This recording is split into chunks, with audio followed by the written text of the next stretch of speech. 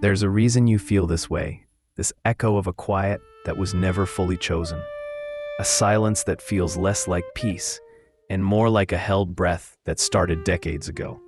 And tonight, we're going to expose it. We're going to walk back into the quiet rooms of your past and listen, truly listen, to what was left unsaid, to the very architecture of the silent childhood of an introvert, what they never said out loud, psychology fix that built your inner world. Because this isn't just about being shy. This is about the stories woven in the gaps between words, the interpretations made in the stillness of your own company, the invisible wound that isn't a flaw, but a testament to a sensitivity that learned, too early, to hide its own light. You're here because that quiet child is still present, still making decisions in the shadows of your adult life, steering you away from certain rooms, certain conversations, certain versions of yourself that feel too loud. Too exposed, too much. Let's go deeper. Picture a child, maybe it's you, sitting at the edge of a birthday party, not crying, not sad, but profoundly observant. The noise isn't just noise, it's a chaotic symphony of overlapping demands, a social puzzle where the pieces keep changing shape. The other children seem to possess a secret manual, an instinctual playbook for shouting, for claiming space, for existing in a constant state of broadcast. But for you, the act of speaking required translation, a feeling into a thought into a sentence screened for safety, for appropriateness, for potential misunderstanding. By the time the translation was complete, the conversation had moved on. So you learned that it was safer, more efficient, to live in the rich, vivid landscape of your own mind. Your playground was the rustle of pages in a library, the intricate world of a backyard anthill, the epic stories unfolding in the quiet corner of your room. What no one tells you is that this wasn't a retreat from reality, but a migration to a deeper one. The silence wasn't empty, it was full. It was full of unspoken commentaries, unsung songs, unasked questions that echoed like whispers in a cathedral. But to the outside world, this silence was often mislabeled. "Why are you so quiet?" became a recurring chorus, a question that felt like an accusation, implying that your default state was a problem to be solved. "You think too much," they'd say, as if thinking were a disease. So you began to believe that your inner world was a secret to be kept, that your depth was a burden, that your need for solitude was a social failure. This is the first foundational layer of the silent childhood, the misinterpretation of depth as distance. Pause, notice what that just revealed. How often, even now, do you apologize for your quiet? How often do you force a point, laugh that feels like a crack in your soul? You've felt this before, haven't you? The exhaustion of performing a version of social that scrapes against your very nerves. Ask yourself this now. When did you first learn that your natural state was not quite right? Let's go deeper still. The mind creates this pattern not as a flaw, but as a masterpiece of adaptation. In a world that felt too bright, too sharp, too loud, your nervous system, this exquisite, sensitive instrument, did what brilliant systems do. It optimized for survival. It built a filter where others had an open door. It prioritized depth of processing over breadth of interaction. Think of it like this.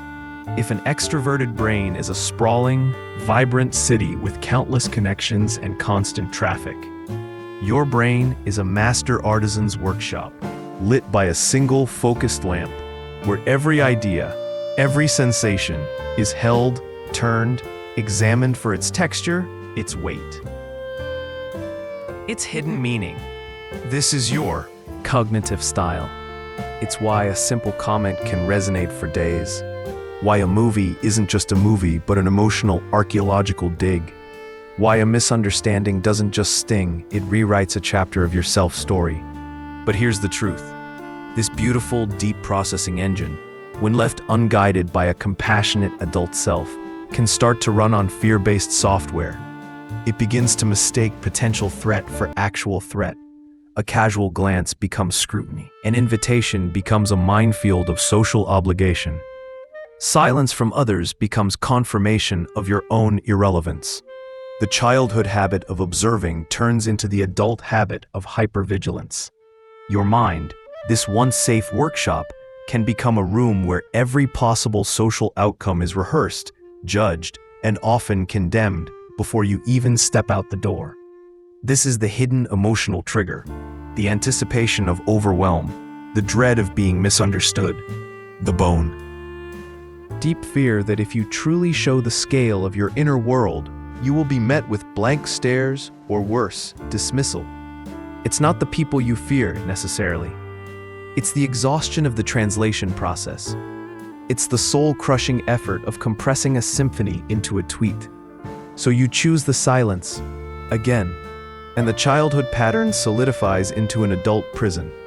But here is where we begin the turn. What if that sensitivity, that depth, that very engine of overthinking, could be repurposed?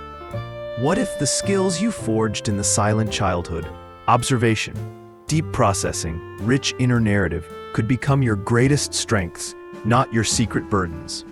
The first step is to honor the silence, not as a failure, but as the source of your power. This is Weapon 1, reclaiming your narrative. Step 1, recognize the trigger. It often lives in the body before it reaches the mind. That tightening in the chest before a group event, the shallow breath when someone turns their attention to you, the urge to physically make yourself smaller.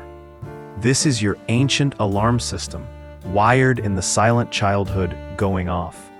Don't judge it, just notice it. Say softly, "Ah, there you are, the old protector."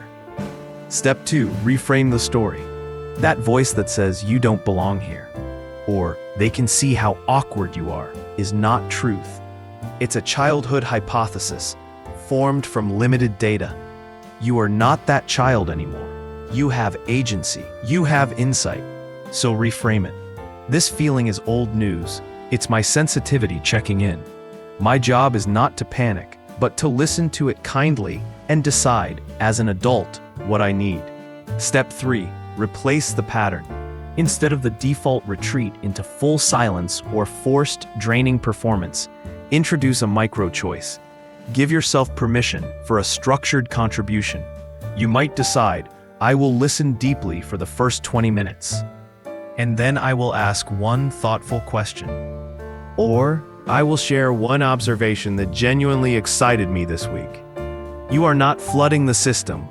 You are opening a single, intentional window. You feel it making sense already, don't you? This isn't about becoming loud. It's about becoming deliberate. Let me tell you about Maya. Maya, a graphic designer, lived in a world of color and shape she could never fully explain. Family dinners were a special kind of torture, a cacophony of overlapping debates where her thoughts, complex and fully formed, felt like glaciers trying to navigate a rapids. She'd open her mouth, get talked over, and retreat, the unfinished thought curdling inside her into a story of, I have nothing valuable to say. Her silent childhood echoed in every client meeting, every networking event. She used Weapon 1. First, she recognized the trigger, the heat in her cheeks and a dizzy feeling the moment a conversation became multi-threaded.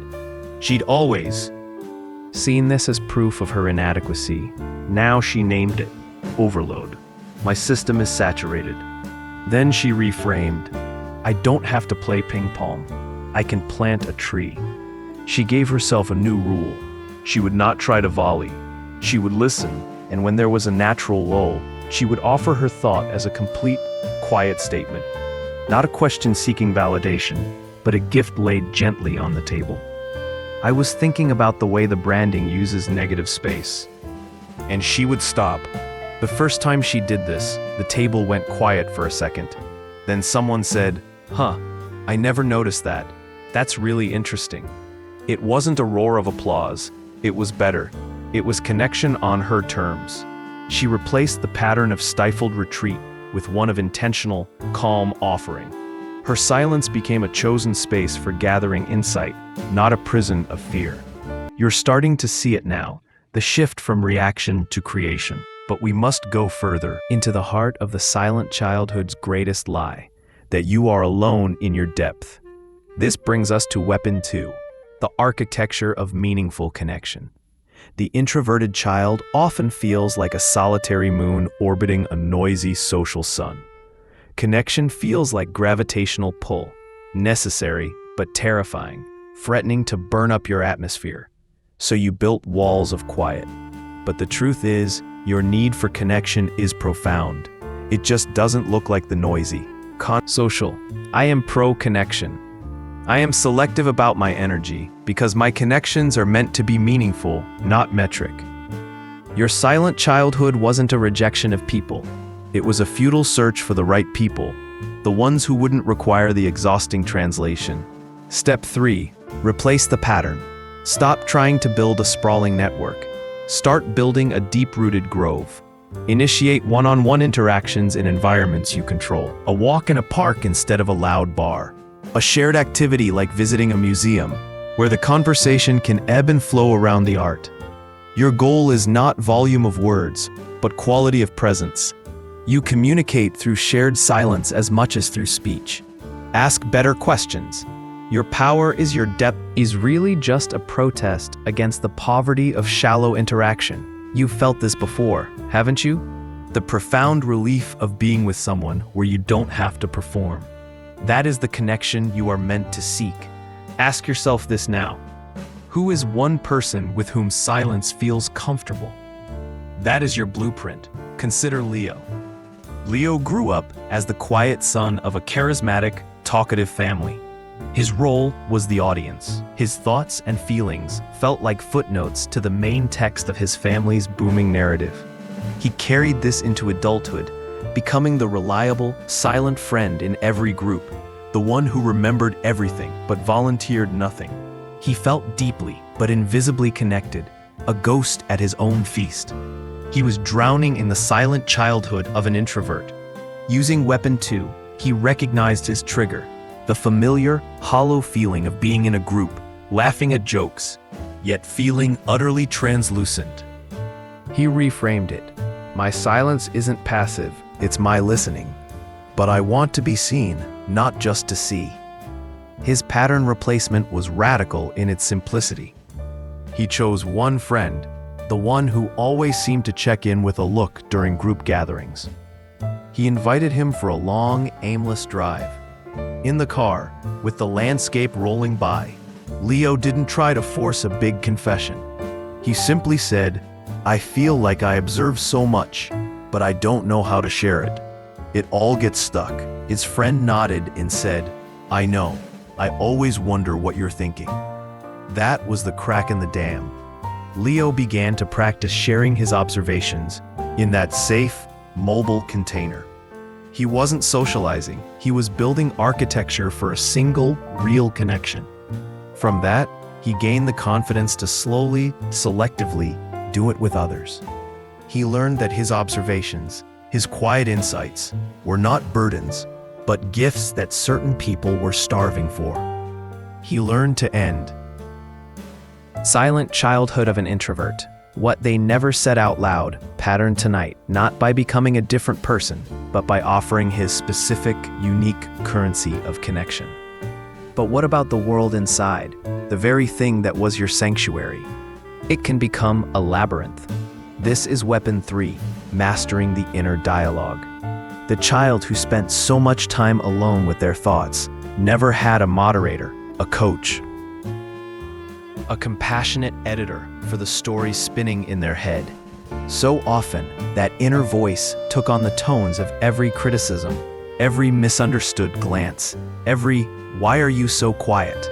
It became a harsh narrator, a perpetual commentator on your own perceived social failures. This inner voice is the keeper of the silent childhood scars. It replays the tapes of awkward moments on a loop, writes elaborate scripts of future rejections, and speaks in absolutes. I'm sorry, I can't continue with that text. Can tell you're faking. Step 1. Recognize the trigger. The post-social spiral. The hours after an event, lying awake, dissecting every sentence you uttered, every reaction you perceived. The crushing, "I should have said" monologue. This is not reflection. This is the inner critic feeding on the raw material of your sensitivity. Step 2. Reframe the story. You must understand, this inner critic is a misguided guardian. It's trying to protect you from future pain by obsessively reviewing past mistakes. Thank it for its concern, then firmly tell it, your services are no longer required in this format. I am safe, I am learning. Separate your conscious self from this tape. You are not the voice, you are the one hearing it. Step 3. Replace the pattern. Interrupt the spiral with deliberate, compassionate narration. When you catch yourself in the post-mortem, gently shift. Ask, what's the evidence that I truly caused harm or was judged? Usually there is none, only your own interpretation. Then ask, what's one thing that went well, however small? Maybe you asked a question. Maybe you smiled at someone. Maybe you simply listened well. Write it down. You are retraining your brain to seek evidence of connection, not evidence of threat. Develop a mantra for the spiral. I am human. I am learning. My worth is not determined by a single interaction. You feel the shift. The inner world is becoming a kinder place. Let's go deeper. Let me tell you about Sarah. Sarah was a writer whose inner world was a stormy sea. A simple coffee meeting could fuel weeks of internal drama. She'd replay a slightly awkward goodbye, convincing herself the other person now thought she was rude, weird, unstable. Her silent childhood was alive in this echo chamber, where every unspoken fear from the past metastasized into a catastrophic future narrative. She used weapon. 3. She recognized the trigger physically, a tightness in her stomach that signaled the start of the spiral. She named it, "The story machine is starting up." She reframed it, "This is not truth. This is my ancient hypersensitivity trying to process data. It is not a reliable narrator." Her pattern replacement was a written dialogue. When the spiral began, she'd open a notebook. She'd let the critic rant on one side of the page. "You were so boring. He was just being polite." Then, on the other side, she'd write, as a compassionate adult, the response. "The meeting lasted an hour, and he suggested we do it again. That is evidence of interest. My quiet moments are not boring. They are pauses. I offered several ideas he seemed engaged by." It felt silly at first, but over time, the critic's voice lost its power. It was just one voice in the room, not the director of the play. Sarah learned to be her own best friend, the one she'd needed in her silent childhood, the one who would have said, "It's okay. You're interesting just as you are." But a kind inner world needs a body that feels safe. Weapon 4, embodying your presence. The silent childhood lives in the body. It's in the slumped shoulders, the averted gaze, the breath held to make yourself invisible. You learn to take up less space, literally and energetically. To break free, you must not only change your thoughts, but your physical reality. You must teach your body that it is safe to be seen. Step 1. Recognize the trigger. The physical collapse in social situations, the softening of your voice until it's almost a whisper. The habit of folding in on yourself. This is the body's memory of the child who believed visibility was danger. Step 2. Reframe the story. Your body is not a liability to be minimized. It is the vessel of your sensitive, perceptive self. Your calm stillness is not weakness. It is a form of grounded power. A mountain does not apologize for not being a hurricane. Step 3. Replace the pattern. Practice power postures in private. Stand tall, feet shoulder-width apart, hands on hips, chin slightly up, for just 2 minutes. This isn't about arrogance. It's about signaling safety to your own nervous system. Breathe deeply into your belly, not your chest. In social settings, pick one physical anchor.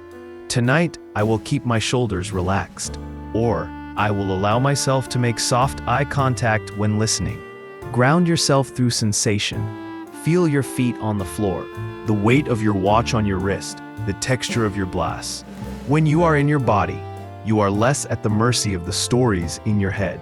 You're starting to see the whole picture now. The silent childhood was a series of brilliant, necessary adaptations, but you are no longer in that same ecosystem. The threats are gone.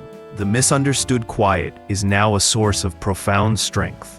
The integration is where true freedom lives. It's the understanding that you are not broken. You were never broken. You were a deep-sea creature, raised in a world that only valued the splashy, colorful fish in the sunlit wreath. You thought you had to learn to breathe in their world, when all along your power was in the depths you could navigate, the pressure you could withstand, the unseen wonders you perceived. Integration is bringing the deep sea to the surface, in your own time, in your own way. It is speaking your truth with the quiet conviction of someone who has thought it through. It is choosing connection that nourishes, not depletes. It is wielding your inner world as a sanctuary, not a prison. It is inhabiting your body as a home, not a hiding place. This is the final, gentle realization. The silence is not your enemy. It is your birthplace. The words you never said out loud were the seeds of the person you are now. Perceptive, thoughtful, profound. You don't need to say them all now. You just need to know they are there and that they have value. The goal is not to end the silence, but to end the fear of it. To move from silence as a fortress to silence as a fertile ground from which your authentic voice can grow, at its own pace, in its own rhythm. You are the calm in the storm. You are the observer who sees the pattern others miss. They never said out loud, psychology fix, not as a cure, but as a homecoming. The quiet child within you isn't crying out to be fixed. It's waiting to be finally, fully seen by you. So see them. Acknowledge their bravery. Thank them for building such a rich, complex world to survive in. And then, take their hand and lead them out into the world you are now strong enough to shape. You don't have to be loud to be heard. You just have to be deep and true. And that you already are. The silence is over. What remains is simply peace.